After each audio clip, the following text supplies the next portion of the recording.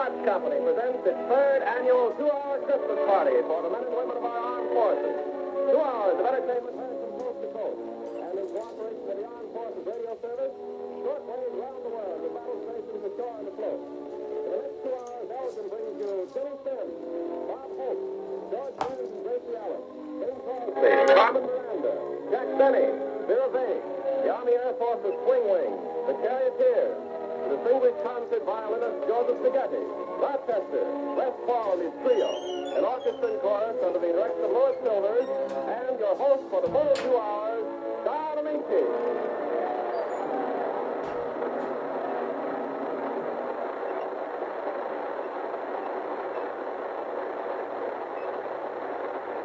Greetings, ladies and gentlemen, greetings and compliments of the season to all of you this 1,944th Christmas Day.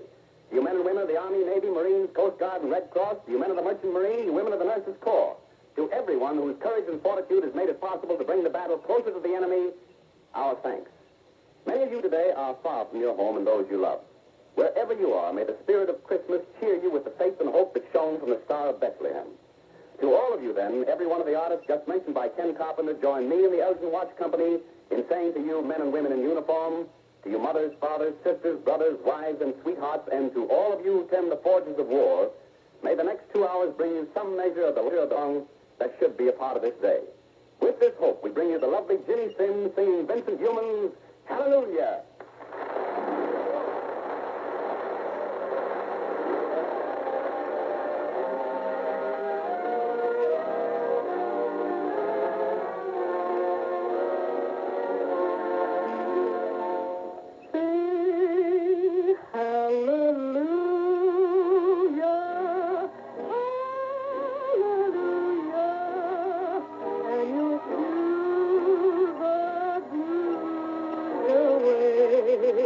When cares pursue ya, hallelujah, get you through the darkest day. Baby lies awaiting and creating skies of gray, but hallelujah, help to soothe those blues away. Hallelujah, hallelujah, sing hallelujah, and you do the blues away. Hallelujah, hallelujah, if you do what I can say. Satan lies awaiting and creating skies of gray. Hallelujah, hallelujah, help to do the blues away. Hallelujah,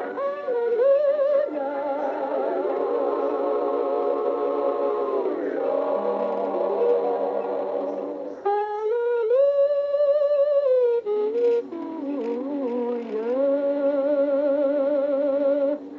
and help to soothe the dark clouds far away.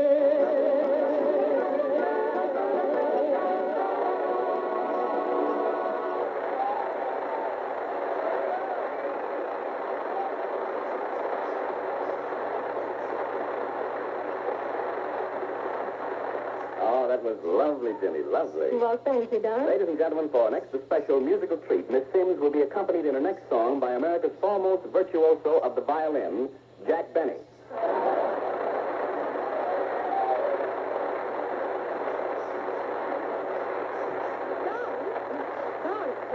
Wait a minute, Don. I meant to tell you about that. What's the matter, Ginny? What's wrong? Well, Jack Benny isn't here, and I don't think he's coming. Why? What happened? Well, it's a long story. You see, when I found out that Jack was going to accompany me on his violin, I thought it was a good idea if we got together and rehearsed a little. Yeah.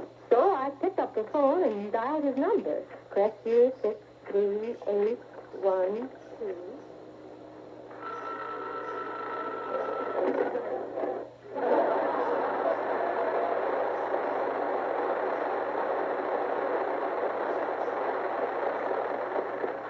Mr. Benny's residence, star, stage, screen, radio, and delivers examiner in the Beverly Hills area.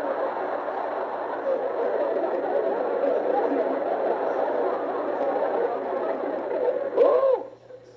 Oh, hello, Miss Sims. No, Mr. Benny isn't here. Uh-huh.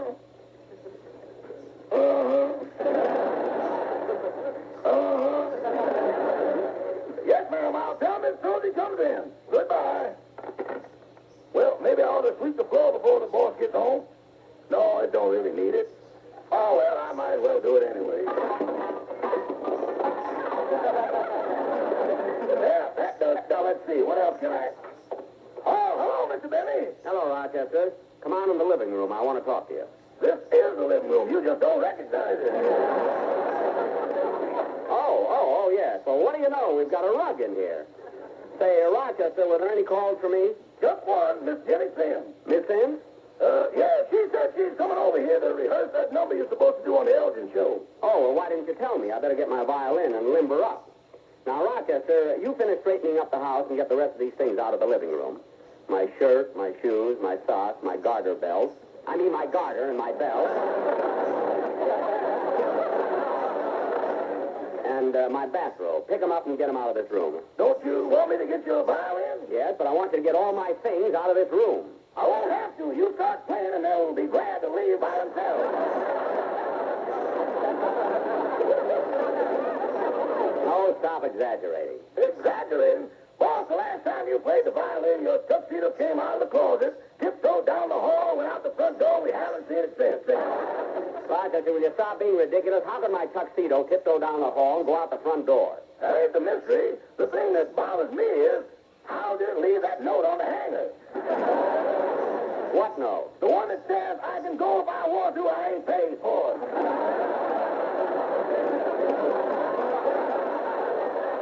Rochester, stop being so silly and bring me my violin. Here you are, boy. Here you are. Thanks. Better practice first before she gets here.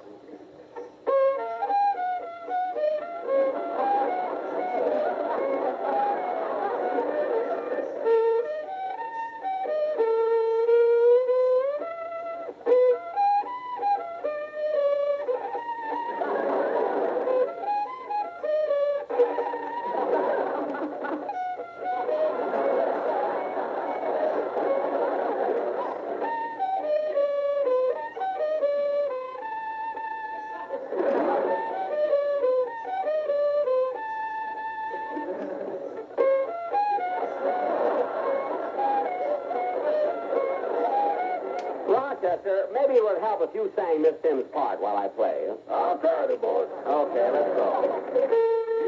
You'll never know just how much I miss you. You'll never know just how much I care. Did Miss Sims just come in? No, your brown suit just went out.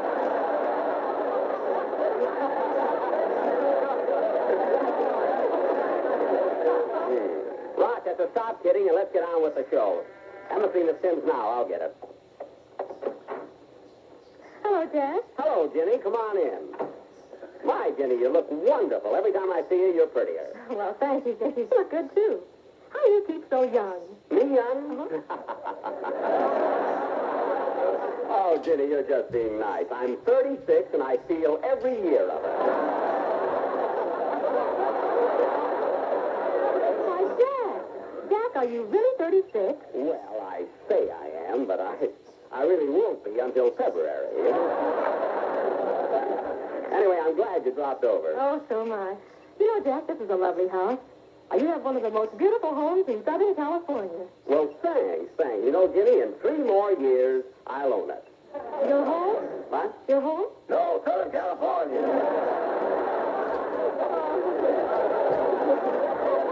Hello, Rochester. Hello, Miss Sims. Well, Jenny, I understand you came over to rehearse for our Elgin show. Yes, I was told you were going to play the violin while I sang. And, well, frankly, Jack, I'm worried about it. Worried? What's the matter, Jenny? Is your throat bothering you? I hope not. Well, no, Jack, that isn't what I meant. Well, I hate to be this blunt about it, but I'm worried about your violin. Worried about my violin? Silly girl. I mean, you don't have to worry about it. It's a genuine Stradivarius. I paid $18 for it. I got it on 3rd and Main, you know? Of course, when I got it, it had some spots and dirt on it, but that soil off is wonderful for it. But, Jack, I still didn't mean that. See, I'm worried about the way you play the violin. You mean I'm a lousy violinist? That's what the lady said. Rochester, we don't need your help, do we, Jenny? Not now. Well, Jack, Jack, what? The thing that worries me is that, well, I've never sung before accompanied by just a violinist. But, Jenny, it's not just a violinist, it's Benny. You know, I played the violin for Carol Landis in the South Pacific, and it went over great. By the way, the soldiers whistled and applauded when we came out on the stage. You'd think they'd never seen a violin before. Well, now, maybe Carol had something to do with all that whistling and applauding. What was she wearing? Well, that's the surprising thing about it. Carol wasn't even dressed up. She wore a sweater. Anyway, Jenny, let's rehearse our number and see how it works out. Okay. Oh, Rochester, while we're rehearsing, pick some sandwiches for us, will you? Yes, sir. Do you want them on plain bread or raisin bread? Plain bread. Work. Now I gotta pick out the raisins.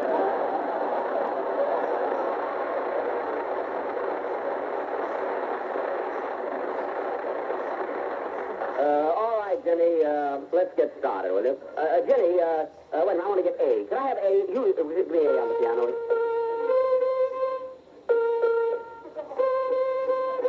I'll have to get that piano tuned up. Jenny, you can accompany yourself on the piano while you sing, can't you? Oh, sure. Oh, fine. Let's go now, man. You never know just how much I miss you.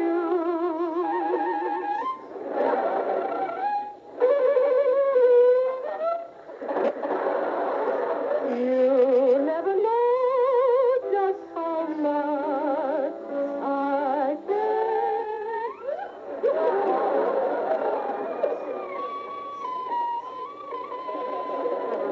And if I tried, I still couldn't hide my love for you. I got the sandwiches, boy. Quiet. Try that again, will you? And if I tried, I still couldn't hide my love for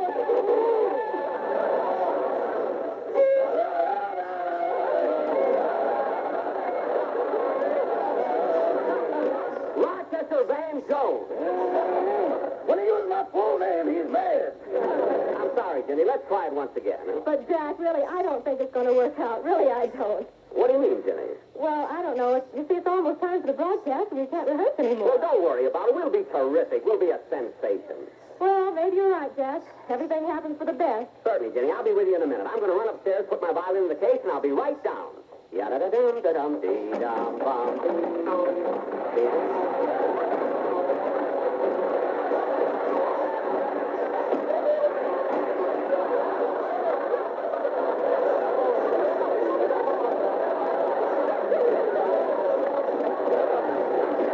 Oh, darn it, I broke my violin. You're right, Miss Sims. Everything happens for the best.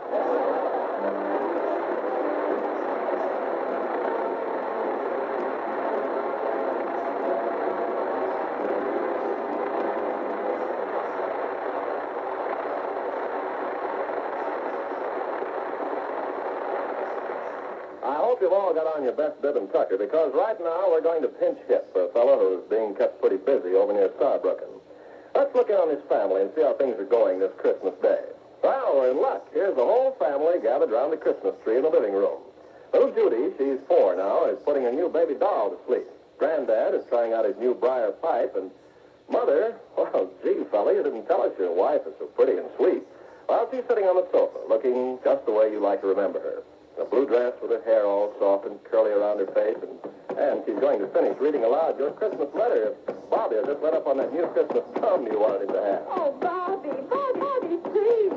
Don't you want to hear what Daddy says? Bobby, you could be sent home all day tomorrow. Here, come here. Climb up on Grandpa's lap. Here, that's the boy. Come on, Martha. Oh, let's see, where was I? Oh, yes. Well, Daddy says, I hope you understand, dear, that memories are just about all we fellows have. And if they're happy memories, we get a kick out of reliving them. Well, I still chuckle when I remember how Judy's eyes fairly popped when she saw her jack-in-the-box last Christmas. And if I remember rightly, dearest, your eyes did a bit of popping, too. When I gave you your new Elgin watch. I can even remember what you said. Oh, John. Oh, you shouldn't have. But I'm awfully glad you did. And I'm awfully glad I gave you an Elgin watch last Christmas, too, dear. And every time you look at it, I hope you think of me and know how much I wanted to give you something equally lovely again this Christmas. But I'm afraid all I can send is my love. But you'll have every bit of that, always. Give my love to Dad. And give Bobby and Judy a big kiss. And may God bless us all till I get home.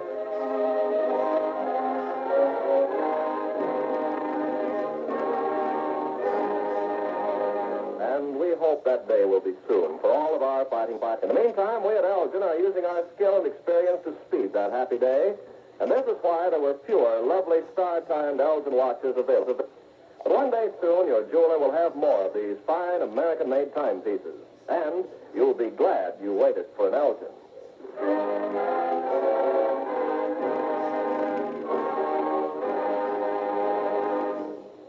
And gather, there's sure to be a musical organization of some kind, for music is one of the GI's favorite forms of relaxation. For importance of music and the morale of fighting men, the armed forces have sponsored excellent musical organizations in the various branches of the service. Outstanding among these GI musical groups is an outfit known as the Swing Wing of the Army Air Force's radio production unit in Santa Ana, California. Each of the men in the Swing Wing was a star in what is called the hot and groovy department of music. Today, each is also a member of the United States Army Air Forces.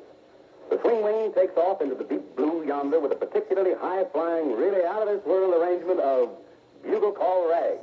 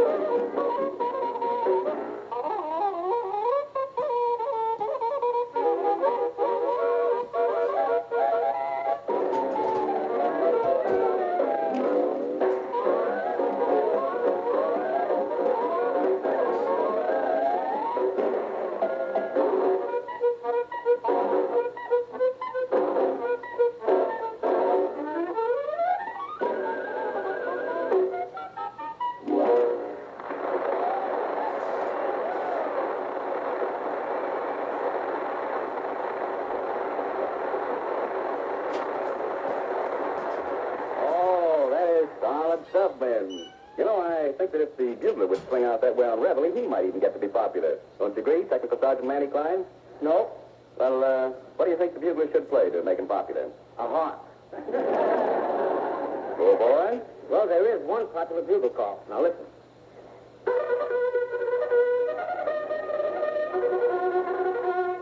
What's that? Oh, it's not that bad. Well, there's another call. There is another call that's particularly popular with Air Force. Well, let me hear it. sure you men don't need the bugler's help for that one. But, Fanny, I'm surprised the bugler bothers you anymore. I should think by this time you'd be completely adjusted to Army life. I am. I haven't had any trouble since my first week. What happened then? I was down here arrested for impersonating an officer. Well, what did you do? Slept till 10 o'clock.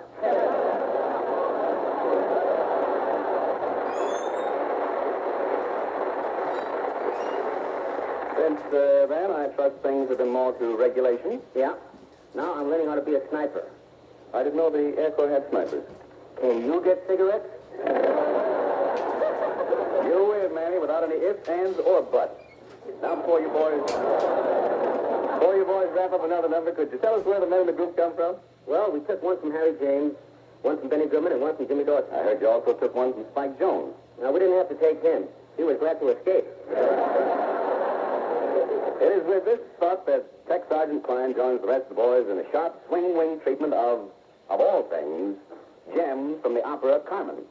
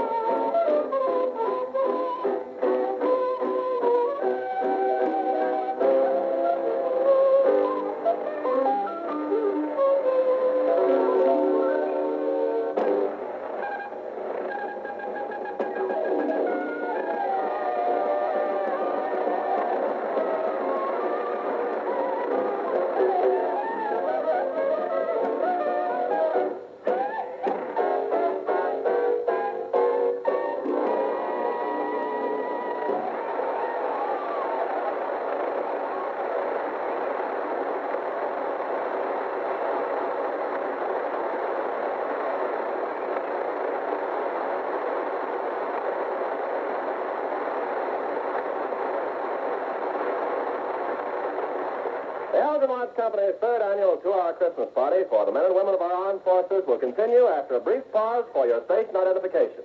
This is CBS, the Columbia Broadcasting System. KQW San Jose, the Columbia station for San Francisco, Oakland, and the Bay Area.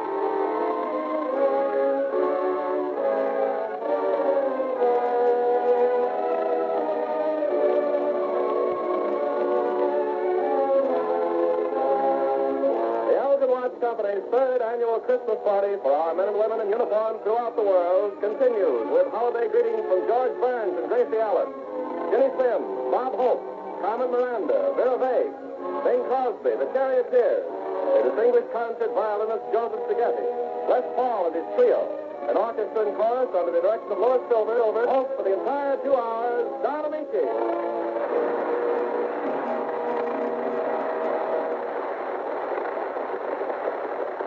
To those who have joined us in the past half hour, welcome to Elgin's third annual two-hour Christmas party for the men and women of our armed forces. The the women who work and the men who fight for the principles he died to bequeath. The spirit of Christmas is with them at battle stations throughout the world, as it is with all of us throughout the United Nations today. We can be certain that faith, hope, hard work, and sacrifice will carry us on to final victory, and let us pray, enduring peace. Meanwhile, let's never forget, this war is far from won. There can be no complacency while we still know defeat. We have had success, we will have more, but these successes mean that warm-up would be needed day after tomorrow are needed today. And so we stay on the job to see our fighting men and women through to final, complete, and unconditional victory and the peace to follow. We ask you to think of him whose birth we celebrate as the charioteers bring us the magnificent spiritual, Poor Little Jesus Boy.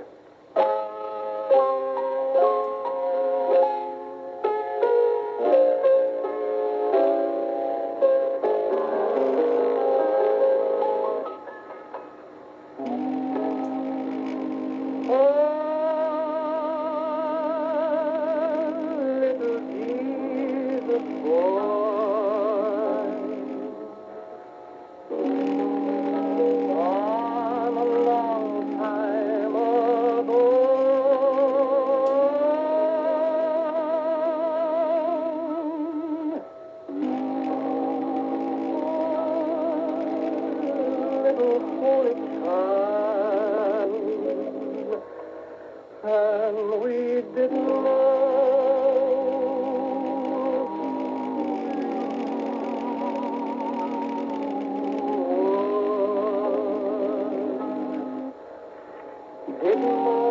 yet come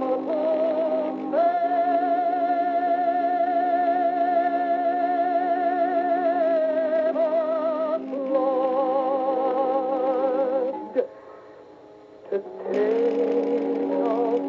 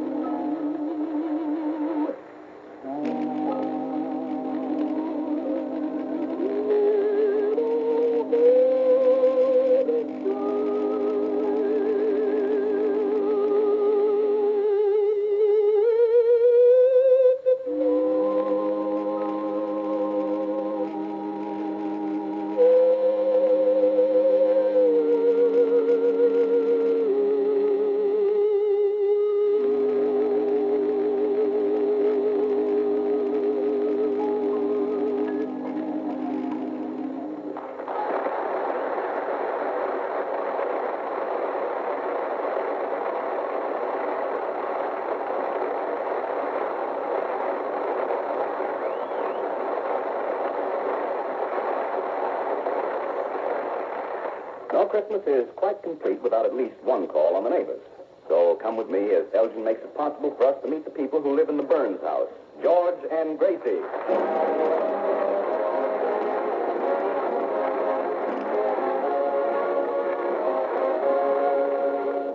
Being a firm believer in carpooling, I offered to stop by this afternoon to pick up George and Gracie, and it seems I stepped right into the middle of a situation. To better understand it, let's go back several hours. Hurry, Gracie. We have to leave for the Elgin broadcast pretty soon. George, before we go, promise me something. What? Well, you're terribly talented, you know. Yeah? And this is Christmas. Yeah? So promise me you won't do your best today. Won't do my best with Bob Hope, Don Amici, Bing Crosby, and Jack Benny Well, then? that's why, dear. I wouldn't want you to make them look bad today. Oh, Gracie. Well, this is Christmas. You know, goodwill to men. And practically all four of those fellows are men.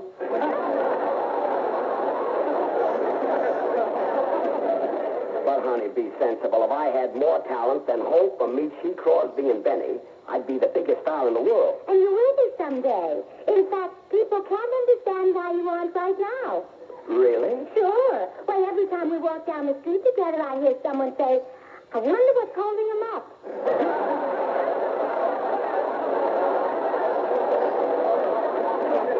I see. Oh, you're loaded with talent, George. I'm just afraid you'll go down there today and embarrass those poor men. Oh, honey, you just say that because you're my wife. What if you were married to Bob Hope? What if you were married to Don Amici? What if you were married to... Wait a minute. I like to stay married to Don Amici a little longer.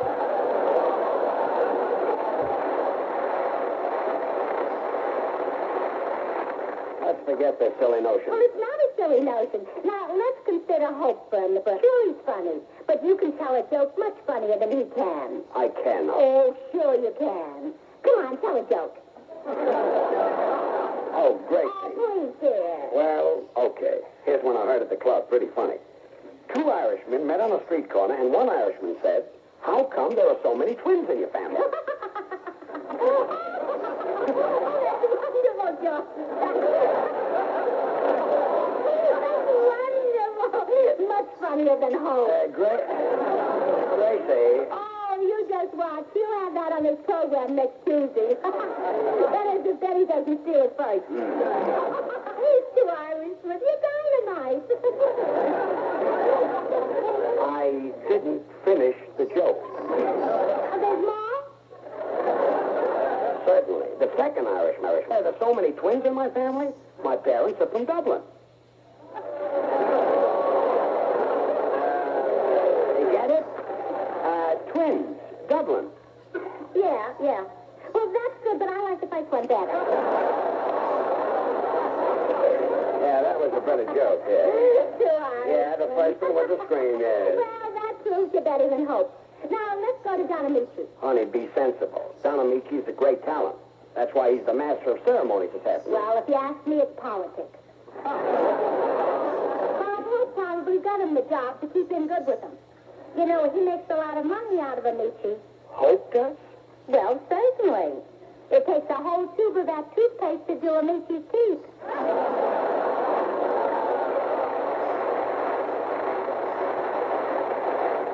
Well, anyway, you can't compare me with Amici. He's a great actor. Remember that picture we saw him in where he had that big love scene with Gene Tierney? I could never do that. Are you kidding? They don't call you Volcano Lip Burns for nothing. Oh, Gracie. Oh, you're a great lover. Come on, George. Take me in your strong arms and press me to your manly stomach. All right, now this has gone far enough. I know I'm not as funny as Hope, and I'm not the actor Amici is, so let's stop these ridiculous comparisons. Well, I was just going to say that you sing better than Bing Crosby. Is that ridiculous? It certainly is. I may sing as well, but certainly not. Well, George, life is funny, isn't it? Now, here Bing is worried about Frank Sinatra when all the time it's you he should worry about. You think I'm better than Frankie, too? Frank Sinatra couldn't hold a candle to you if he could lift one.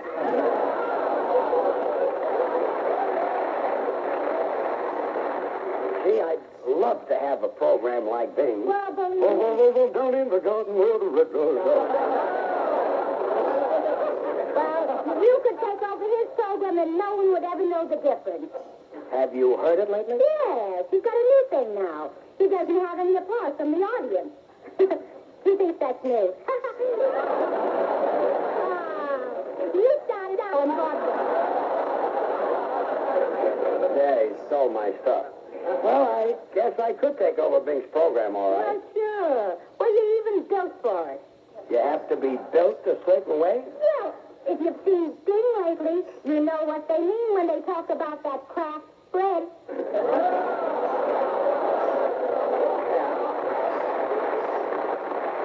Well, it's true that I might stack up favorably against a singer like Bing Crosby, but not against fellas like Hope, Amici, and Benny. Oh, you modest boy. What has Benny got that you haven't got? I happen to know that Jack Benny never got past the 6th grade. Really? For sure.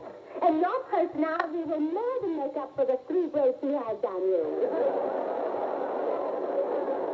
Thanks, Gabe. Come in. Hello, Gracie. Hello, George. Oh, it's Don and Mr. Hello, Don. Merry Christmas, Don. Same to both of you. We were talking about that love scene you did with Gene Tierney. Yes, now I told George that he could have done it better. Well, yes, but when he could have done it better, there was no Gene Tierney. Well, anyway, just to satisfy my curiosity, will you make love to me right now? Oh, but, what about George? Now, make love to me.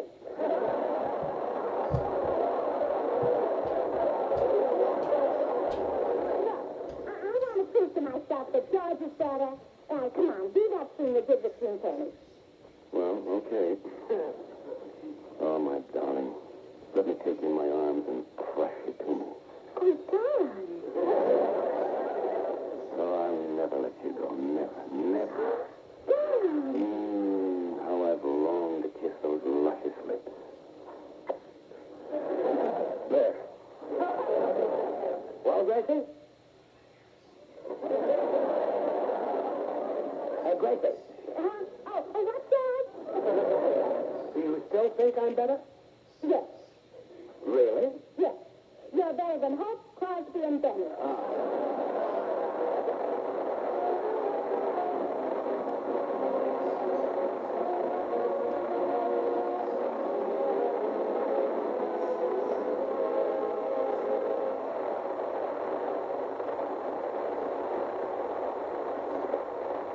At one anxious period of the war, the production of jewel bearings was listed among our country's 6 most critical needs.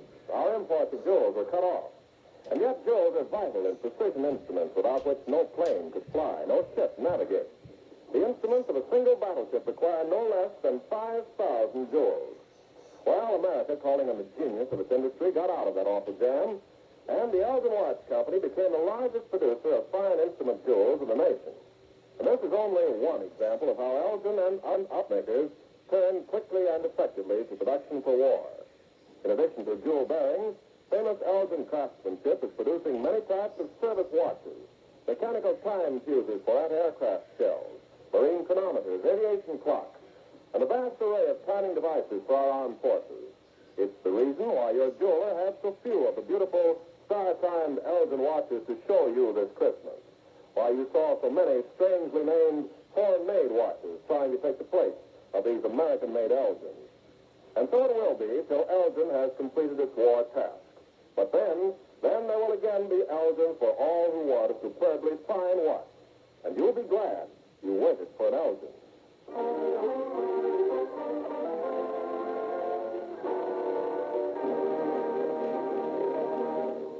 It may sound a bit strange to some of you GIs, but one of the nicest people we know is a sergeant, the lovely and charming Sergeant Ginny Sims. The sergeant opened this Elgin Christmas party, and many of you hear regularly on a Tuesday evening radio show for men in the service. The rating was bestowed on Ginny by the United States Marine Corps, but she's a favorite with men in all branches of service, perhaps because her sincerity and charm remind them of the girls they've left behind. To all those gals from their fellows overseas, Ginny sings, "Wish You Were Waiting for Me."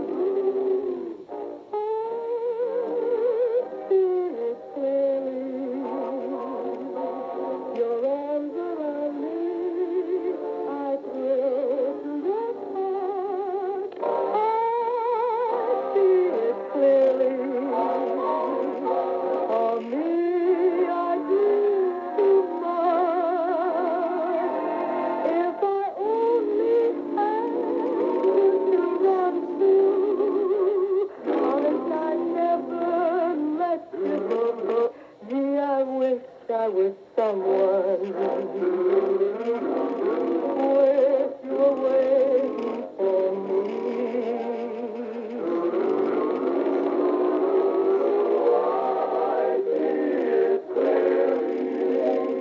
Your arms around me, I thrill to your touch. For me, I do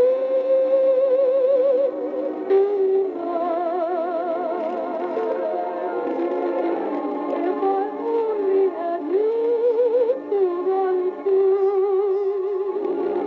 honest, I'd never let you go free. See, I wish I was someone. Wish you were waiting for me.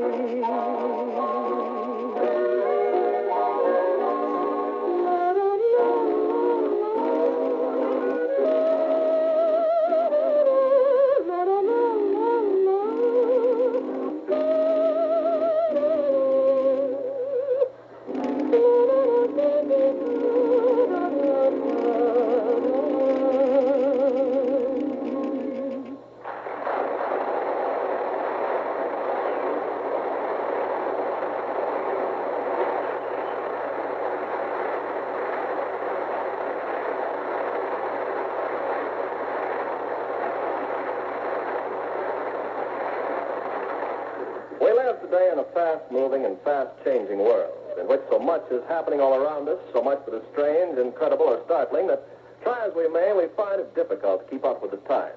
That is why the Elgin Watch Company brings you Freeling Foster's Keep Up with the World on another network.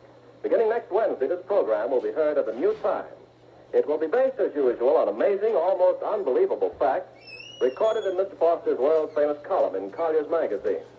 Today we bring you one of these timely, interesting stories. You'll hear Don Amici as Roy Bradshaw, and with Don will be Joel Davis as his son Michael, Ann Stone as his wife, and Tyler McVeigh as the commanding officer.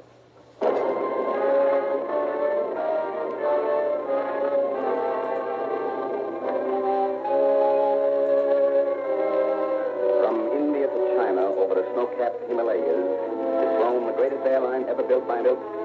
Eastward, it carries in supplies to a hard-fighting ally. Westward, it carries out the wounded back to India and safety. Day and night, the planes fly, good weather and bad, over the highest mountains in the world.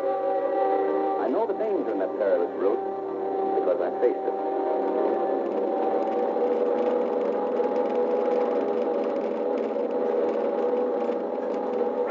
One Christmas Eve, 2 hours out from our China base, I was flying a cargo of wounded men bound to India.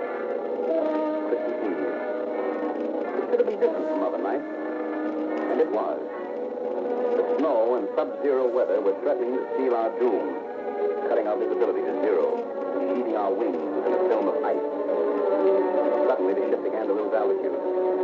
17,000, 16,000, 15,000, until we were down to 14,000 feet. The mountains were still ahead of us, invisible and menacing. There was only one pass low enough to get through. A narrow gorge with walls that told 3,000 feet. The compass was swinging wildly from the bumpy air. There was nothing I could see to guide me. There was nothing I could do but hope and pray that a merciful God would help me bring those wounded men to safety. And as so often happens in a crisis, my thoughts flashed back to home, to that last Christmas Eve with Ruth and Michael. Well, there you are, Ruth. Now, how's that for a Christmas tree? Complete with decorations. Oh, it's lovely, Roy. The prettiest Christmas tree we've ever had. And if I do say so myself, the skill that has gone into those decorations represents a great and sympathetic knowledge of the art of trimming Christmas trees. But, Daddy, you forgot something. Forgot something. Now, Michael, are you sure? Uh-huh. Something mighty important. Oh, maybe you mean that China angel that we had last year. No, it wasn't the China angel. No? Well, then what did I forget? The star, that's what. The star that goes on top. Oh, by Jove, he's right. Well, of course he's right. Roy Bradshaw, I'm surprised at you. Well, I'm surprised at myself. Most important thing of all. Oh, here it is. Yeah. Now, how does it look? Oh, it's lovely. Why do they always put a star on top, Daddy? Well, it's a special Christmas star. It represents the Star of Bethlehem. What's the Star of Bethlehem? Come on over here, son. Now, you sit down here, and I'll tell you all about that. There, boy. Well, about 2,000 years ago, some very wise men lived in a land that was next to a country called Judea. What's Judea? That's where Bethlehem is, dear. The place where Jesus was born. That's right. And this story begins about the time that he was born. You see, these wise men, they were wise enough to know that the world would be a very much better place if someone good and kind, and even wiser than they were, would come and lead them. So, every night they watched the stars. Why'd they watch the stars? Because they felt this person, this new prince of men, would come from heaven. And then one night they saw a new star that was brighter than any star ever seen before. And being wise men, they knew this meant the king had come to earth at last, and the star had come to lead them to him. But how could a star lead anybody? Stars don't move. Oh, but this star did. Or maybe it just seemed to. Anyway, they went toward it. And when they came to Bethlehem, right under the star, they found the place where the baby Jesus was. And they knew that everything they had been waiting for and praying for had come to pass. And the star had been their guide. So, you see, that was a pretty important star as stars go. I'll say. Was it real? How do you mean? Was the Star of Bethlehem a real star? Well, sure. Well, then let's go outside and you can show it to me. Oh, well, son, it isn't there now. It isn't there now? Christmas Eve? Well, no. You mean it's burned out? Oh, no, dear. It would never burn out. Then why can't I see it? Well, son, you can't always see things, but they're real just the same. And, of course, the Star of Bethlehem might have been perhaps a comet, or let's say... I believe I have a better answer, Roy. Michael, that the Star of Bethlehem is more real than any other star there is. But you've got to have faith to see it. Just as the wise men had faith. Thank you, darling. Those are the words I was trying to find. You see, Michael, the Star of Bethlehem is real. Just as real today as it was 2,000 years ago to the people who have faith. To them, it burns as brightly and as high as ever.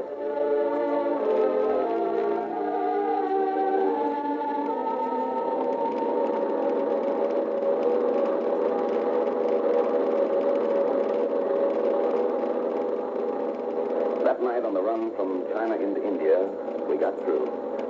Through with our wings just barely clearing the narrow gorge. Through with a dozen wounded men we brought to India in safety. We said a prayer of thanks as we saw the beacons of the airport and another for good measure as our wheels touched solid ground. I went at once to report to our operations officer and found him waiting for us in the small shack. Oh, good work, Bradshaw. I heard you got through. Yes, it was pretty tough in spots then. Oh, don't I know it. Planes on the eastern run just barely took off and we're back again. You must have done a skillful job of navigation. Well, I had luck. Well, you need more than luck. Yeah, this was more than the average.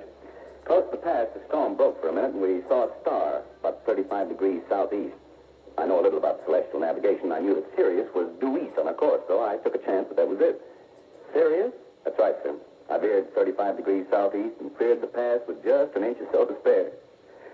If I hadn't had that break, we'd be piled up against those mountains now. Are you kidding? No, sir, I'm not kidding. I mean, about Sirius. No, that's the only bright star in that area. Well, that's right. Only from 9 o'clock on, Sirius is below the horizon, out of sight. Out of sight? I'm afraid you were right the first time, Bradshaw. There's no visible star that would be due east on your course. Star in the east. More real than any other star. If you have faith. If you have faith.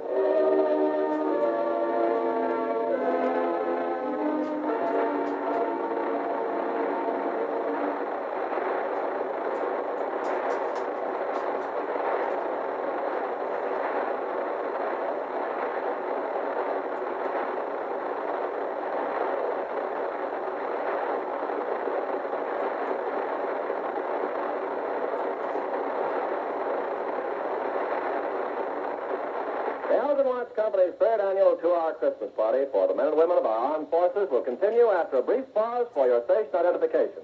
This is CBS, the Columbia Broadcasting System. KQW San Jose, the Columbia station for the San Francisco Bay Area.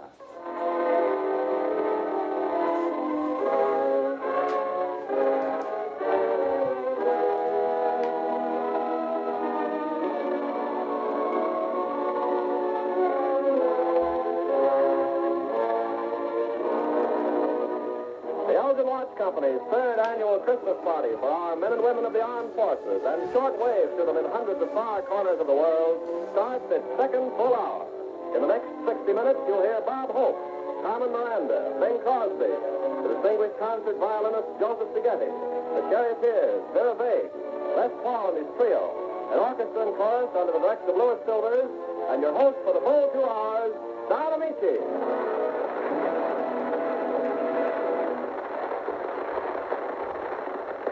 To those who may have just joined Elgin's third annual 2-hour Christmas party for the men and women of our uniformed forces, to you men and women who are fighting for the right to celebrate our future Christmases in peace, and to all the peoples of the United Nations, each artist Ken Carpenter just mentioned, the Elgin Watch Company and I extend sincere wishes for the merriest Christmas possible. The good neighbors of our sister Americas to the south are joined with us today as they are each year on this occasion. To them we say, Feliz Navidad, Feliz Natal. We of the Americas can be proud that we have set an example for the world with our good neighbor policy, and one of the reasons for the success of this policy is the mutual exchange of gifted artists. Of all the fine artists sent us, none has been better received than the charming, gracious, and lovely Carmen Miranda. To our many friends south of the border, and to the men and women serving in the Caribbean theater of operation, Carmen Miranda sings one of the delightful samba rhythms of her native Brazil, Tico Tico.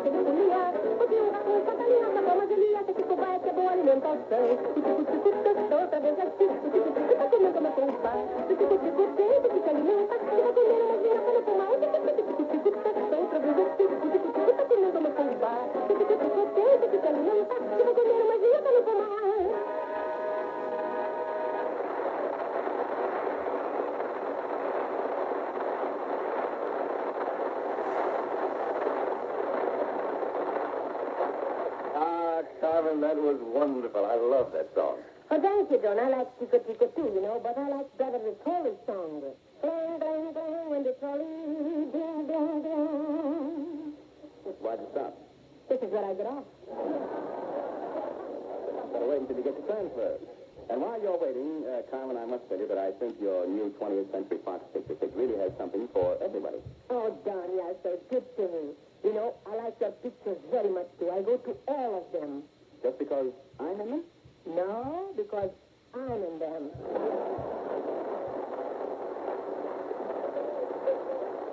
My fan.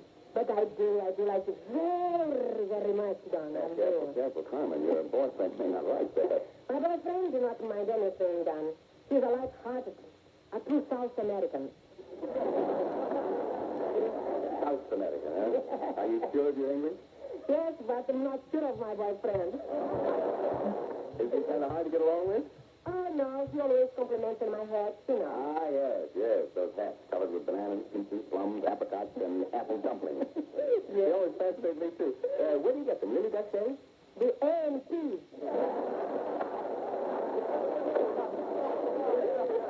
Carmen, have you ever tried growing them yourself? No, but I know, fresh fruit is so hard to get these days. What isn't? But why do you Brazilians wear fruit in your hat? He likes to bet. When he say, I lose, if I lose, I eat my head. That way you avoid indigestion, of course. Yes. And why do you wear such blazing colors? Oh, he likes to strike a spark. He wants to attract the attention. Sort of carrying clothes to Newcastle. But that's this. That myself. Anyway, you're mighty popular, Carmen, with servicemen I talk to. And they are so wonderful to me, Don. I can read a picture at the hospital, but I stand for men under the overseas. Well, I bet they all agree that you're a really good neighbor. Do they understand Brazilian songs? Yes. But you see them, they are hot kitchen, all of the jitterbug. I sing a jive song, too. Chattanooga Choo-Choo. Oh, well, that's one of my favorites, too.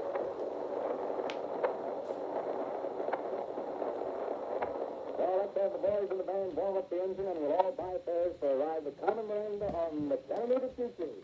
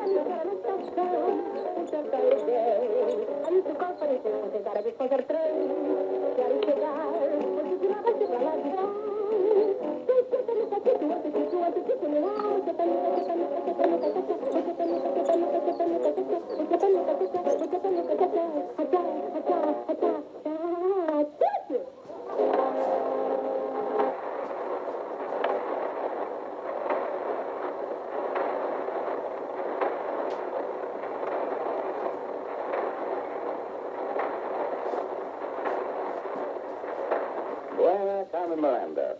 When the Chattanooga Choo-Choo pulled into the station, it had Elgin's next guest aboard.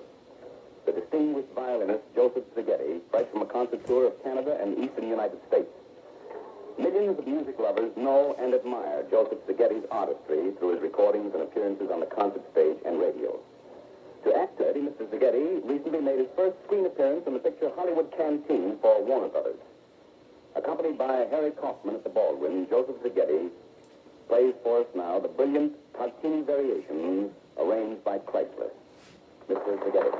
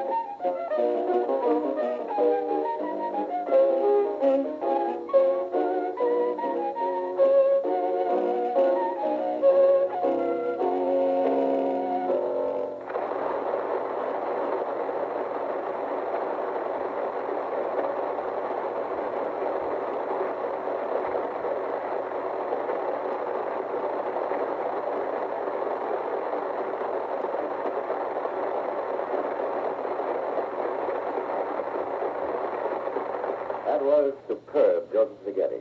I hope I'm not being forward when I ask if it's true that most concert stars have some protege. Yes, that's true. Do you know some undiscovered potential genius of the violin? I do. Oh, and is he talented? Amazing technique. And young? Very young. And what's his name? Jack Benny.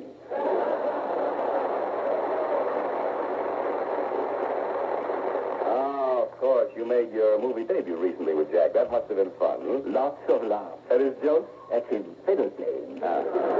Yes. I'm sure Jack could pick up a few musical pointers by listening well as Joseph Spaghetti plays Tchaikovsky's lovely Valse Sentimentale.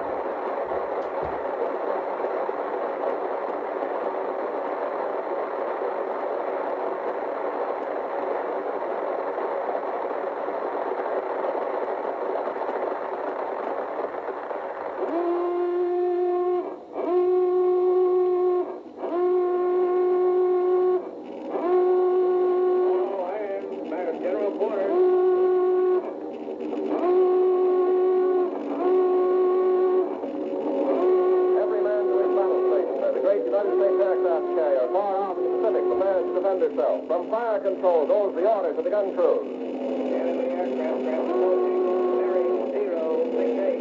Position angle 48. Altitude 8000.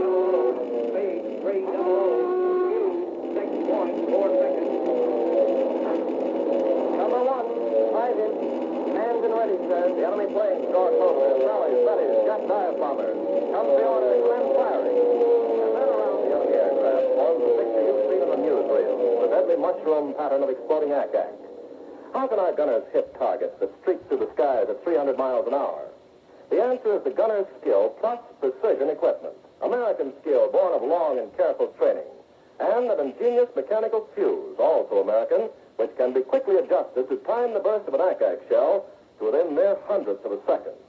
This fuse, more accurate than any previously known, owes its improved performance to 3 scientists at this company. For their work, they've been awarded the highest citation for individual war production merit given by our government. And the same devotion to excellence marks Elgin's manufacture of all the other war-essential precision instruments and timing devices now coming from the world's largest fine watch factory. So you can understand why Elgin has been unable to replenish jeweler's stocks of its fine American-made watches. But after victory, your jeweler will proudly display Elgin watches for everyone. New watches so beautifully styled and dependably accurate, you'll be glad you waited for an Elgin.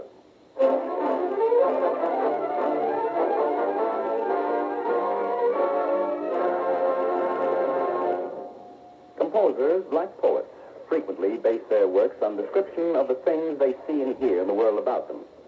Mr. Les Paul, a young composer and former GI, finds it difficult to resist the urge to write music. While he was in the Army, he was so impressed with the constant building up and tearing down done by the engineers that he wrote a composition describing their activity. Les Paul and his fine trio, with Les at the electric guitar, play it for us. Danger, men at work.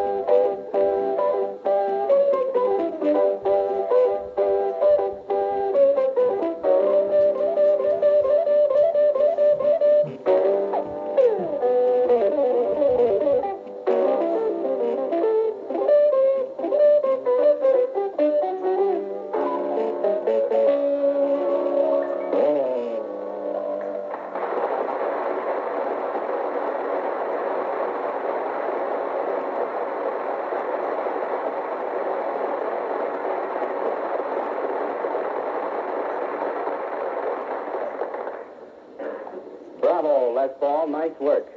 Elgin's next guest is a lovely young lady known far and wide for her engaging charm and air of rare refinement. Her delicacy and distinction of manner have made her one of the most sought-after women of her generation. She's an authority on many subjects, brilliant conversationalist. You've doubtless heard her soft, mellifluous voice many times on Bob Hope's Twilight Study Hour. That vivacious, volatile, vibrant little lady, Miss Vera Bates.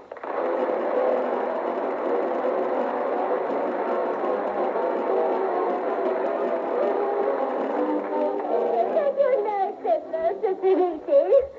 Oh, Noel. Christmas time, I don't know, I'm so happy. I just love everybody. Anyway, half of everybody, the male half. I suspected, Miss Veg, it was something more romantic than just the Christmas holiday that brought that sparkle to your eyes. Oh, you're so right, Mr. Lucy. Only this morning, my boyfriend Waldo told me that possibly I'll be the next cover girl of the country. Oh, really? Yes. I suppose you've heard of Terry Williams. Oh, yes, of course. Meet Beans Bay. Miss Veg, how did you meet your boyfriend, Waldo? Waldo, well, I didn't exactly meet him. I overtook him. He's such a sweet boy, really. This morning, there he was waiting for me for the mantel when I came downstairs. Look, there he called, your Christmas stockings are all filled with walnuts. It made me so mad. Oh, but why? Oh, I was wearing them at the time.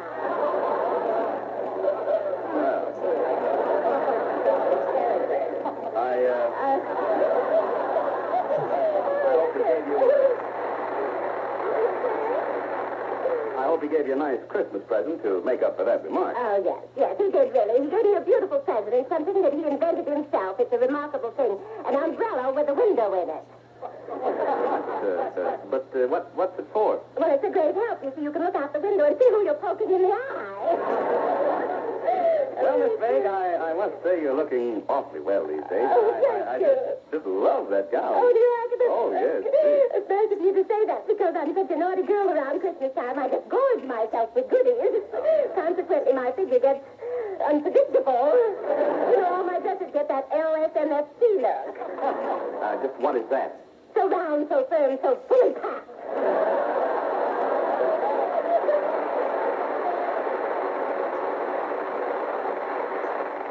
As you know, Miss Vague, it's our hope that you'll be kind enough to give us your ideas on Christmas and Christmas customs from the various woman's angles. Oh, yes, that's right. That's what I was going to do. Yes, so I'd be happy to. All right. But any comments on Yuletide, I think, should begin with a word about Santa Claus. That jolly old man who rides in a sleigh drawn by a number of deer named Dunder, Blitzen, Dancer, Prancer, Dasher, and Van Johnson. Pardon me, Miss Vague, but Van Johnson is not a deer. That's a man's viewpoint for you.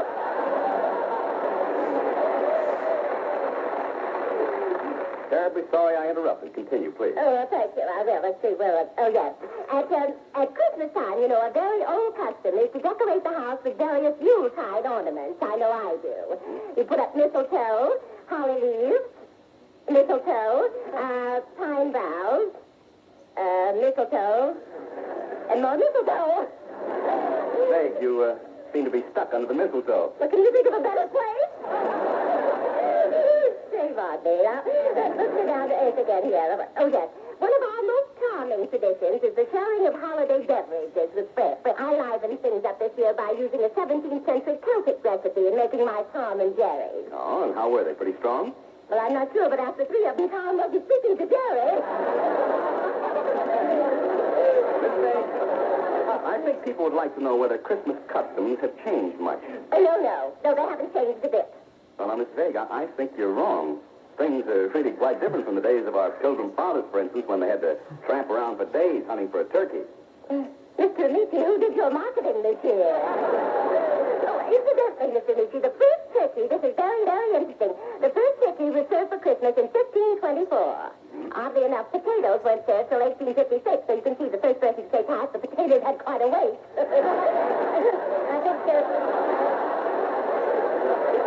I think that was the origin of the expression cold turkey. But anyway, thank you. Enough of the current and past traditions. Would you care to hear about my holiday ideas for the post-war period? Yes, Miss Vague, what did you do after Lee surrendered? Oh, you dear boy.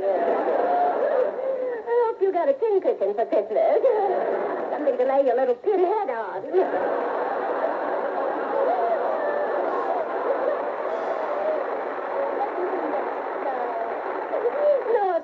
No, I didn't mean it. I knew there was something I wanted to ask your advice about. I forgot to get a present for my Uncle Filbert. Have you any last-minute suggestions? I was going to get him a pipe, but he has one already, an enormous one. Well, he might like to have a pouch. Oh, no, he's already got an enormous one. I see it. Oh, I almost forgot something. I've got to run along, Mr. Mitchell. I'm giving a party at home this afternoon for 250 servicemen. It's going to be a very stellar affair. Why, Miss Vague, that is wonderful. 250. 250. How many girls have you invited? Girls? Oh, silly me, I knew I forgot something.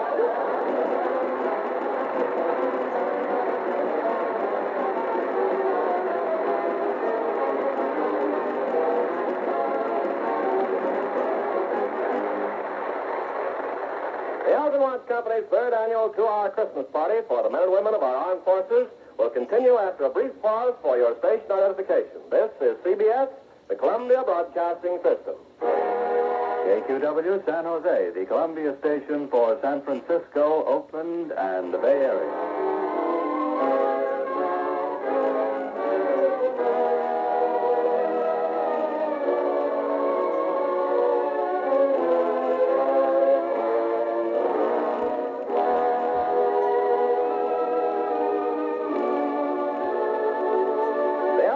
Company's third annual 2-hour Christmas party for the men and women of our armed forces on duty at battle stations everywhere continues with warmest holiday greetings from Bob Hope, Bing Crosby, the Charioteers, an orchestra and chorus under the direction of Louis Silvers, and your host for the full 2 hours, Don Amici.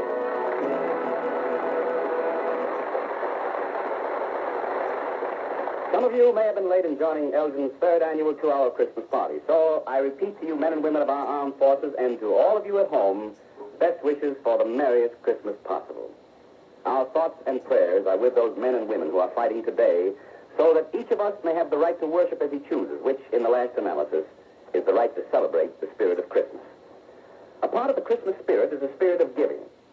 And one of the artists who gives most lavishly of himself to our men and women in uniform is with us today.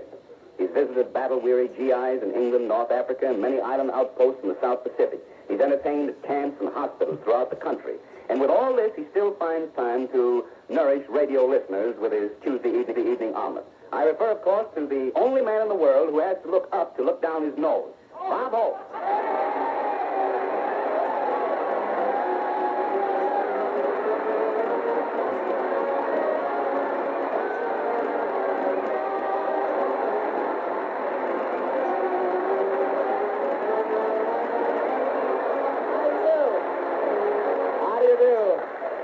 Down, relatives, down.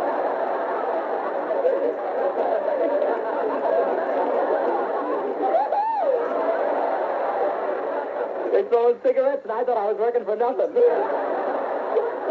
How do you do, ladies and gentlemen? This is Bob's Christmas present Hope, telling all you jitterbugs to get one of those Elgins with that accurate tick-tocking, and when you go to the Palladium, you'll be dancing with a dolly with a hole in her stocking. That's the finish. All right. Don't force the thing. There was a hole in the gag, too.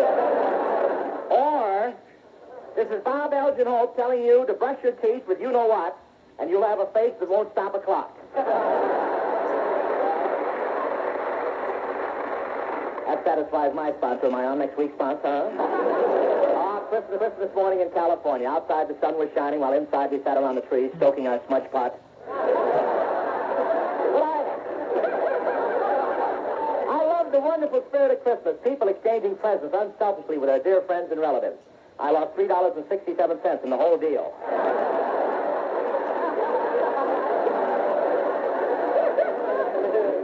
And we had a white Christmas here in Hollywood. This morning, the president of the Chamber of Commerce ran up Hollywood Boulevard spraying talcum powder out of a flit gun.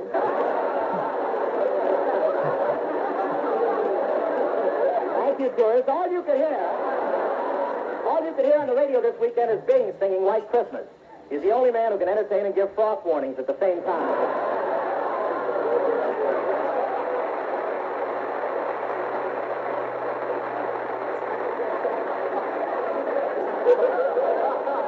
But everything in Hollywood is done in the spirit of Christmas. If you get hit by a car while crossing the street, they send you home wrapped as a gift. I just mailed some Christmas packages back east.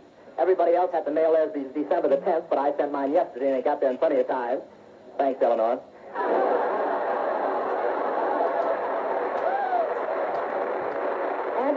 And don't think the manpower shortage didn't hit the Santa Claus situation this year. I saw one Santa Claus in the department store hitting a little boy, and I said, that's no way for Santa Claus to act.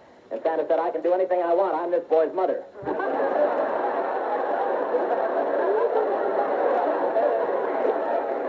You'll be dancing with a dolly with a hole in her stuff. Of course, the soldiers love Christmas because during the holidays, the commanding officers choose certain guys and grant them furloughs. Choose certain guys and grant them furloughs. That's an Army expression meaning eeny, meeny, miny, there ain't no mo.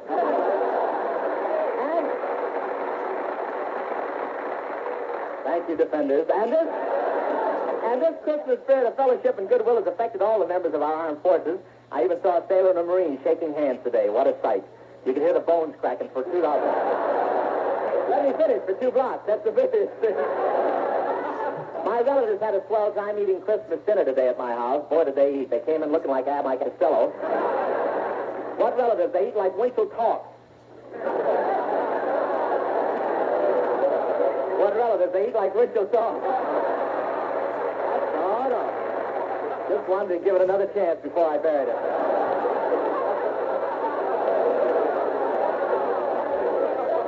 Dancing with a dolly with a hole in his stocking.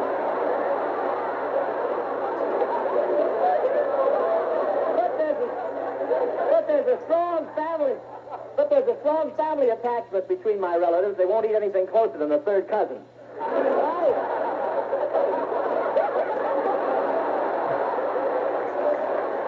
But I received some nice presents.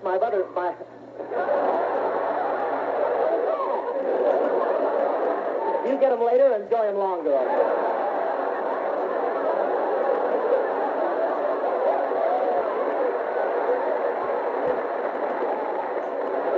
But I received some nice presents for Christmas. I got a dandy. My brother sent me a check for $100. All I have to do is sign it. And you should see the choir's on my side, too. And you should have seen the huge present that my sponsor sent out by Special Air Express.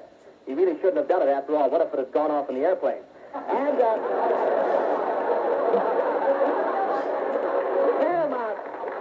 Paramount was swell. They gave me, Crosby, and Dorothy Lamour a dresser set. Dorothy got the mirror, Crosby got the comb, and they gave me the brush.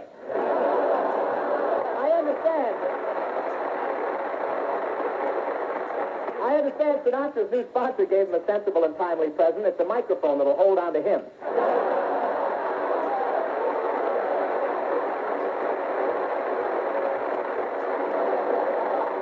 I should have opened with you doll. Crosby and Sinatra went around singing Christmas carols under windows together, and they had special arrangements. After every chorus, of course, I know what Bing wanted most for Christmas, but where can you get a decent girdle that size? And for Christmas presents, Crosby tried to buy some stockings that wouldn't run. The sales girl laughed and said, "We haven't any to fit your horses." And you know, they're closing every racetrack in the country on January the 3rd for a year. That's to give all of Crosby's horses a chance to come in.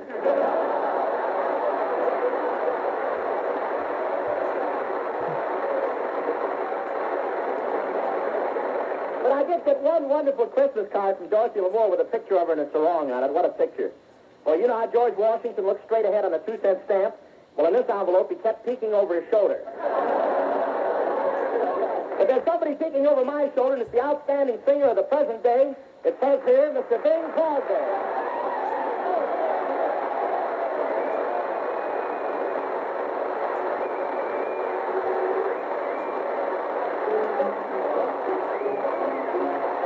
Oh, give me land, lots of land, on the solid skies above. Don't fence me in. Let me ride through the wide open country that I love. Don't fence me in. Let me be by myself in the evening breeze. Listen to the murmur of the cottonwood trees. Send me off forever, but I ask you please, don't fence me in. Just turn me loose. Let me saddle my old saddle underneath the western sky. On my cayuse, let me wander over yonder till I see the mountains rise. I want to ride to the river where the west commences and gaze at the moon till I lose my senses. It hobbles and I can't stand fences. Don't fence me in. Oh, give me land, but the land under starry skies above. Don't fence me in. Let me ride through the wide open country that I love. Don't fence me in. Let me be by myself in the evening breeze. Listen to the murmur of the cottonwood trees. Send me off forever, but I ask you please, don't fence me in. Just turn me loose. Let me saddle my old saddle underneath the western sky. On my cayuse, let me wander over yonder till I see the mountains rise. I want to ride to the river.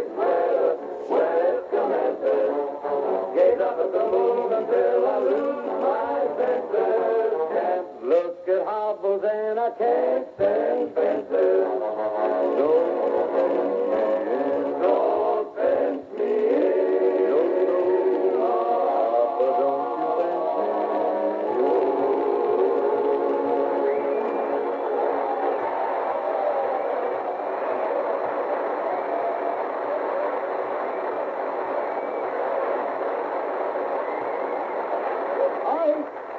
He's good. What's his name? Why didn't you sing Dancing with a Dolly with a Horn this afternoon? That was wonderful. Maybe I'm just full of the old holiday spirit, but you know, that didn't sound bad at all for a man your age. You still considered yourself a boy when you were my age. At least I never played Ring Around the Rosie with Cleopatra. This is hardly the place. Hardly the time or place to discuss what you played with Cleopatra.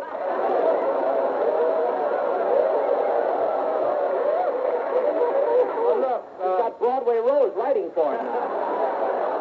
Say, Callow, let's nix the needles, huh? Noodle nose? I guess so. After all, Okay, Michael Dome, come in. you know, I'm doing a double act with Sinatra next year. You are really? Yes, we're going out to play some of the camps, sing some songs, sing duets, fine double act. Well, I think it's nice to have a fellow from each generation. What are you, you're going to do a double act with old No Blood, huh? Well, tell me, you're a nice act, no blood and no hair. I think...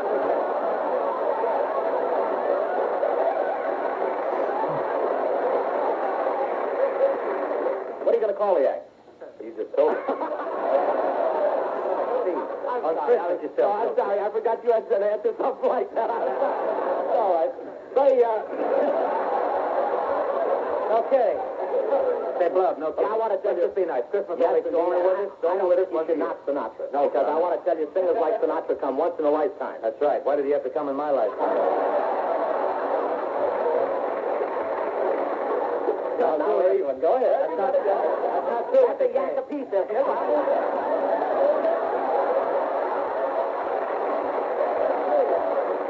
You know what they say about him being weak and gaunt? We're going to look at the paper once in a while. What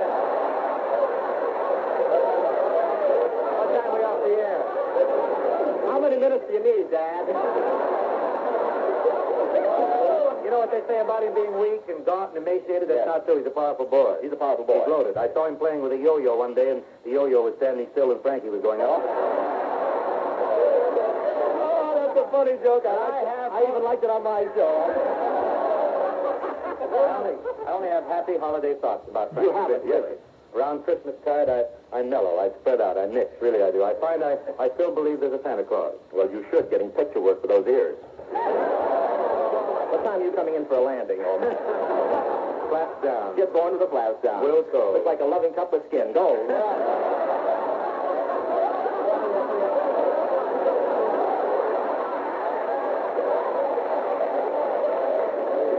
You're so bitter, really, you are. I'm not bitter at all. Why don't you pull in your paunch and try to enter into the spirit of the day? Oh.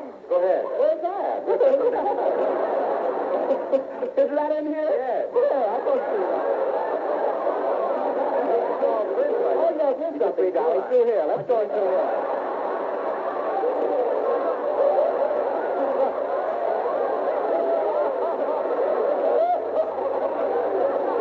I'll bet we had people listening up to here, huh? Well, let me, here, wait till I give you my... Wait till I give you my answer. It says here... I think Buller will go up here after this. Did you ask Santa Claus for something good at Santa? Certainly did. This very morning I dressed up like Santa. Gave the kids a great kick when I put a pillow in my pants. Well, Christmas over now. Take it out, brother. They're old folks. Yeah. Oh. Nice. Did you call me Fuzzrich? I suspect it's you that's been putting ideas in my sprout's noggin. You mean they didn't go for your story about Santa Claus being drafted, huh? They don't take to Christmas customs the way they used to. You mean they didn't even hang up their stockings? No stocking. No stockings? Bobby socks. Well, let Frankie have his Bobby sock band. You still have the corset crowd. Hey. But tell me, Knucklehead, isn't it true that Sinatra is your son? That's a lie, hose nose, and I can prove it. I can prove it. What is it? Usually I can prove it easily. Would any son treat his father this way, really? Oh, that must have been quite a blow to you, that closing of all the racetracks, huh, Bing? It's going to set you back 6 or 7 programs, too. I think. So that's going to set you back. Going to give you a lot more work over the glue factory, though. I know that. No, really, seriously, I think I'll give up racing. You are really? Mm-hmm. Those nags finally sold you on their way of living, huh? No, seriously, I've given up the horses. Time cutting up the blankets, did you?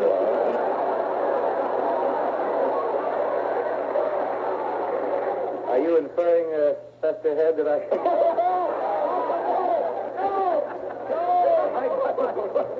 got my clothes from the Salvation Army? Oh, you can't say that. I know you can't. Took my line. I had it in mind. They had the Hoover on the phone. I tell what I do. I'll get the top. It's wonderful what they're making out of Bull Durham sacks, isn't it? Did I take your line? Yes, you did. I tell you can have it. If that's all you can get with it, okay. I'll tell the top sergeant to punch your TS card the next time he comes.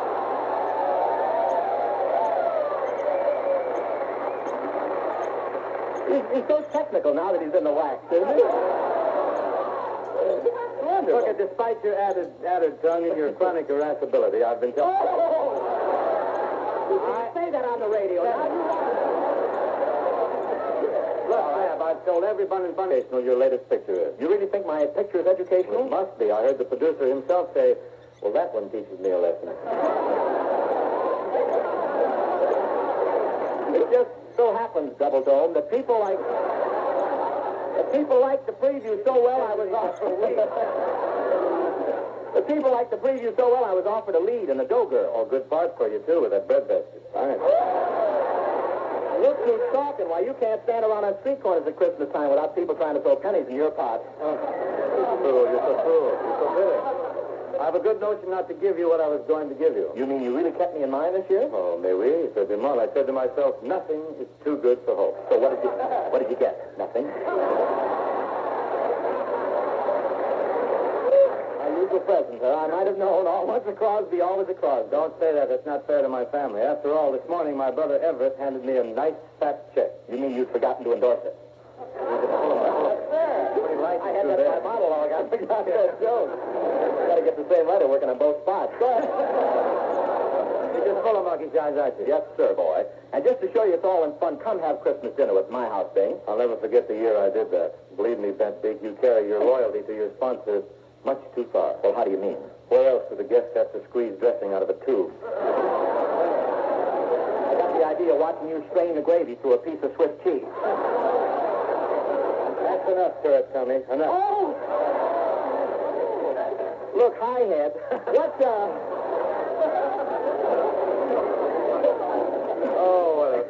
You got the new script. That's your presto ears. Presto ears. Ears and everything. Well, who else has to wear his hat side saddle? Who else has to put his nose up in curl papers? Is that so? I'll have you know there's a deal on it. Trade me for Van Johnson. And do you know who started it? Your wife.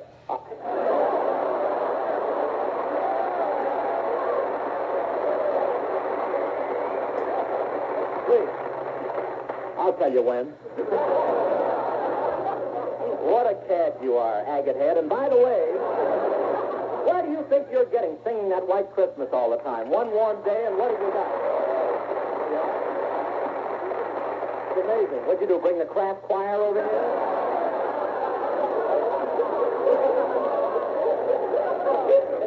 The biggest. Kids singing that White Christmas all the time. One warm day, and what have you got? Flush.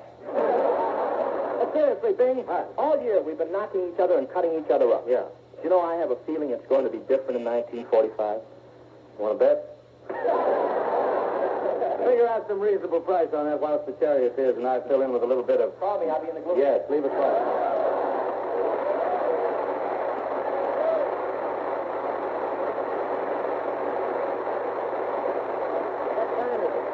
What time is it? What day is it?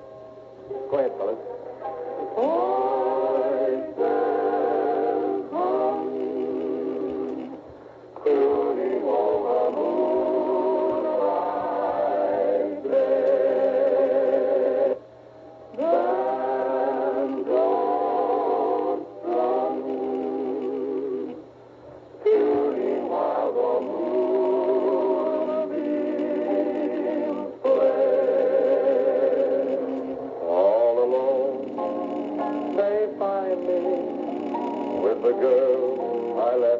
behind me. Anybody know the next line? Please remind me. Down on Moonlight Bay. It fits. You need me.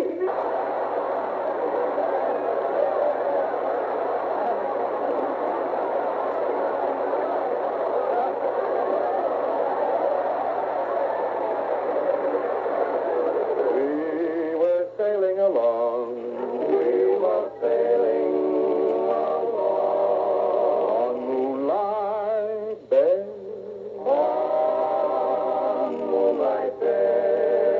You could hear the voices singing.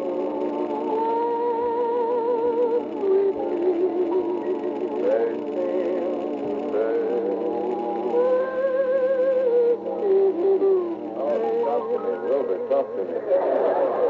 You have stolen my heart. You have stolen my heart. Now don't go away. Now don't go away. As we sang Love's old sweet song on Moonlight Day. We were sailing along. Sailing along on Moonlight Bay. On Moonlight Bay. You could hear the voice.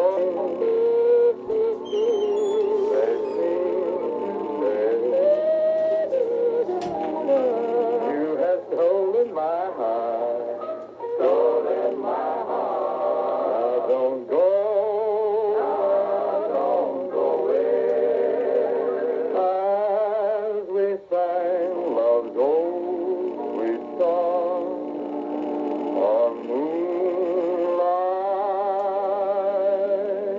Day. Yes, we sang Love's old sweet song on Moonlight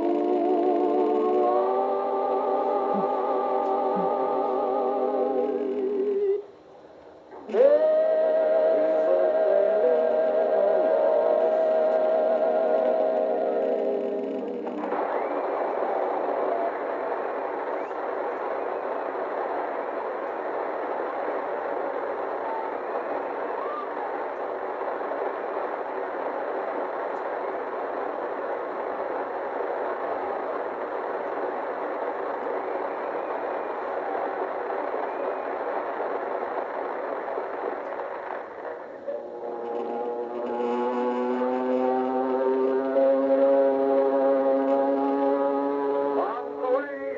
That's what we came for, gentlemen, boy.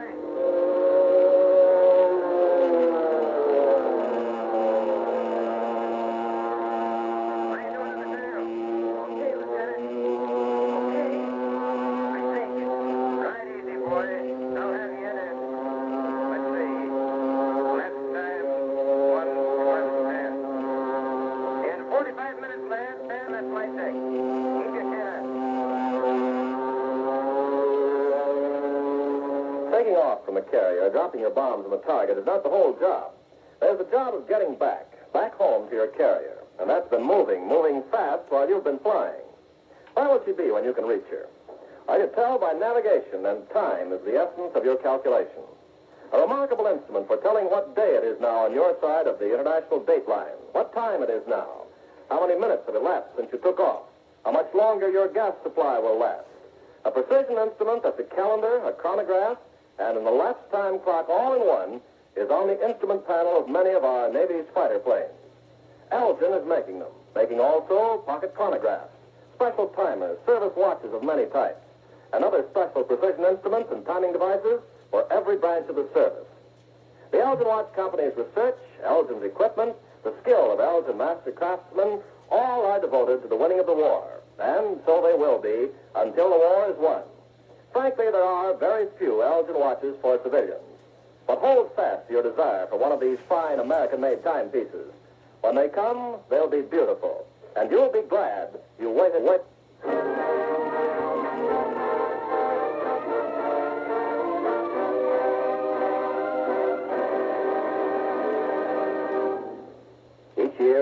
Elgin's Christmas tribute to our uniformed forces, Mr. Potter, president of the Elgin Watch Company, sends a message of hope and cheer to the men and women in the service of their country. This year, an editorial written by Arthur Robinson in a California country newspaper came to Mr. Potter's attention, and he feels that the editorial says everything that is in his heart and that he would like to say. So he's asked me to read it to you. Here it is. Mr. Robinson begins by saying, from the towns and townships and yet sparser settlements of the 5 road districts of our county, more than 600 of our lads, out of a total population of only 6,000, have gone off to war. We are drawn together in an intimate, country-wide way of life. A telegram from the War Department to the parents of one of our boys becomes, in a sense, a telegram to all of us. In an innovative but happier sense, the following letter, although addressed to a fellow named Joe, is for all our kids who are putting their lives on the line for us.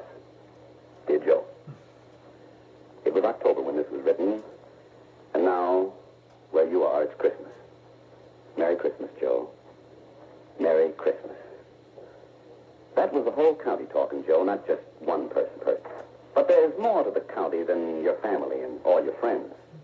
There's old Butte squinting down in the lesser mountains, as if he were nature's own top sergeant. Old Butte says Merry Christmas, too. All the way from Kit Carson Pass to Mokalumna Hill, the creeks are rising. Sutter Creek, Indian Creek, Dead Man Flat, where the trout were plenty. There just isn't any sweeter music than the sounds the old babblers make. And it's a Christmas carol they're singing for you, Joe, in October. You get the point. You got a lot of pals here, and they've all got voices, individually and conglomerately. It's queer writing a letter like this in October. It will move through space and time. And when you get it, time will have meaning in still other directions. But Christmas Eve, the confusions of space and time will cease absolutely. We shall all face the east, you where you are and we here, and we shall watch and wait for the first star to shine through the dusk. And in the miraculous moment of its appearance, we shall all be together again. Joe, Merry Christmas. Okay, this letter starts moving, and it's November 19th. Exactly 81 years ago today, a tall, gaunt, bearded man, sorrow-struck and infinitely compassionate, stood on a hill in a little town in Pennsylvania and made a 2-minute speech. It is for us, the living, rather, to be dedicated here to the unfinished work which they who fought here have thus far so nobly advanced. It is rather for us to be here dedicated to the great task remaining before us. Do you feel bitter enough about it today, Joe, to say that generation after generation has let Lincoln down? Okay. Then this letter moves on, and it's Thanksgiving. Of course, we've got much to be thankful for. War makes you realize that this country was hard-born. And you think of other fellows who went to war and fought at Valley Forge and at Gettysburg, and maybe in the last war. And all the time, strangely, the country becomes a better place to live in. And after this war, it will be better than ever. A country in which nobody takes advantage of anybody, and everybody has a decent standard of living. Doesn't that just about say everything? Christmas has got to be more than a pleasantly vague feeling. Christmases must mean specific things in terms of the man whose birthday we celebrate. So, now it's Christmas, where you are, and our minds give way to our hearts. You're facing the east, waiting for the first star to appear in the sky. And so are we. There it is, Joe. There it is. Every one of us is thinking about you.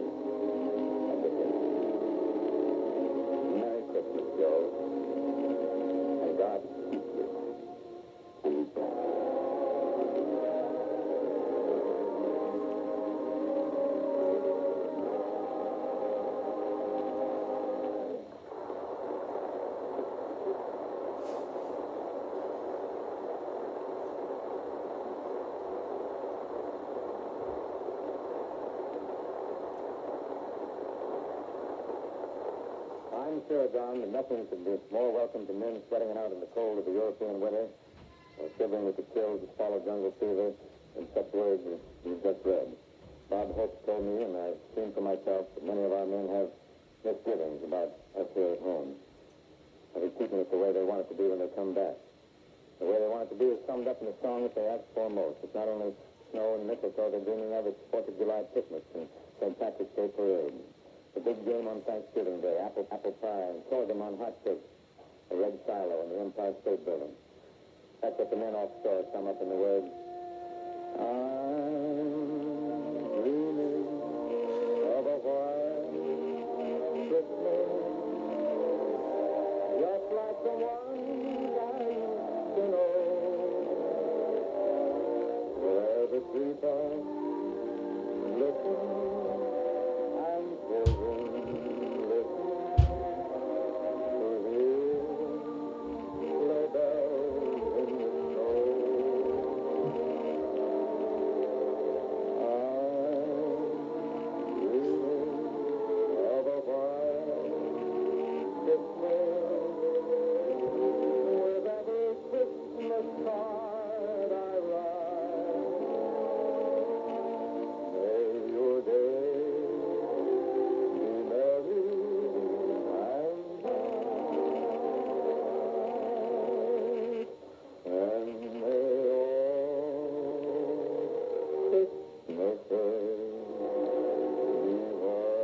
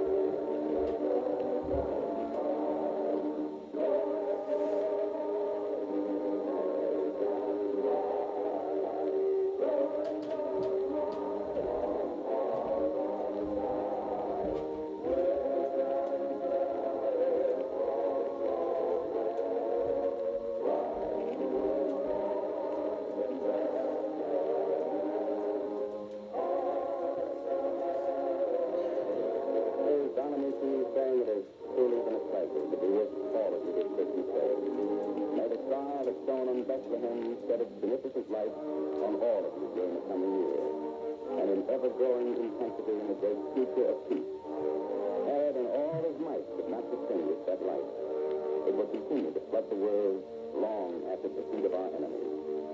For none can still the voice of those who sing, to God in the highest, and on earth, peace to men of good will. To you men and women who are winning that inevitable peace, good luck and safe return, and may God be with you always.